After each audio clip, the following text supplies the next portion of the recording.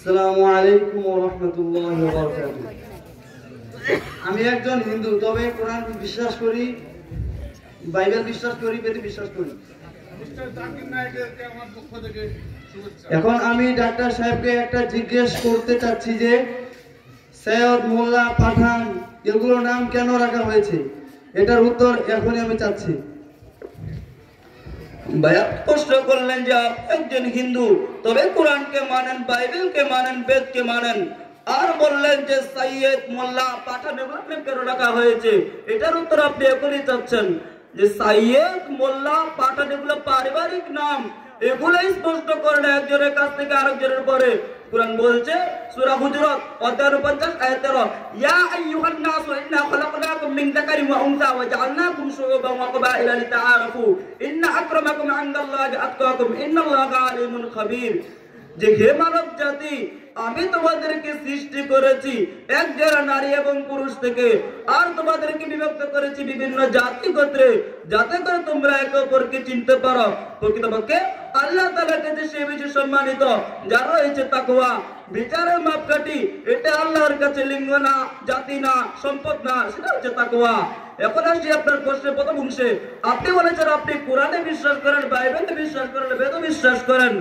আমি লোকজনকে বলি কমপক্ষে একটা বইকে বিশ্বাস করেন, একটা বইকে মানেন, 100 ঈশ্বরের বাণী বলে 2-3টা অথবা 4টা না, কমপক্ষে একটা বইকে মানেন, 100 ঈশ্বরের বাণী বলে।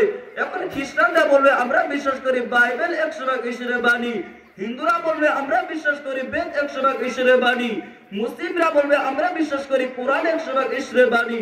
আপনি কি জানেন অনেক সাংঘর্ষিক বিষয় আছে কোরআন, বাইবেল আর বেদে? আপনি সেগুলোকে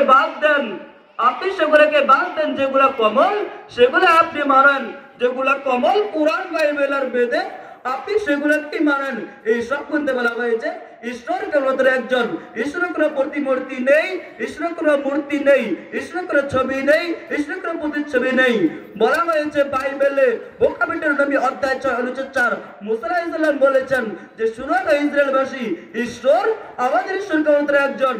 যদি আপনি হিন্দু গ্রন্থ পড়েন, সেখানে বলা হয়েছে ঋগ্বেদ 10 মণ্ডল 117 মাত্র একং ব্রহ্মের কিঞ্চন, ঈশ্বর এক, দ্বিতীয় কেউ নেই, নাই কিঞ্চিত নাই।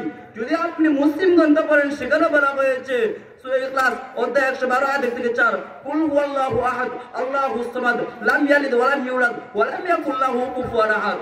বলা তিনি আল্লাহ অদ্বিতীয়, তিনি সম্পূর্ণ চিরস্থায়ী, তিনি কাউকে জন্ম দেন নেই এবং কারো কাছ থেকে জন্ম নেয় নেই, এবং তার সমতুল্য কিছুই নেই। এখন আপনাকে আমি জিজ্ঞাসা করছি, আপনি কি এক ঈশ্বরে বিশ্বাস করেন? যদি আপনি সত্যিকার আপনার গ্রন্থে বিশ্বাস করে থাকেন, তাহলে আপনাকে মানতে হবে ঈশ্বর এক, ঈশ্বরের কোনো প্রতিমূর্তি নেই, ঈশ্বরের কোনো ছবি নেই, ঈশ্বরের কোনো প্রতিচ্ছবি নেই, ঈশ্বরের কোনো ভাস্কর্য নেই। আশা করতে পেরেছি।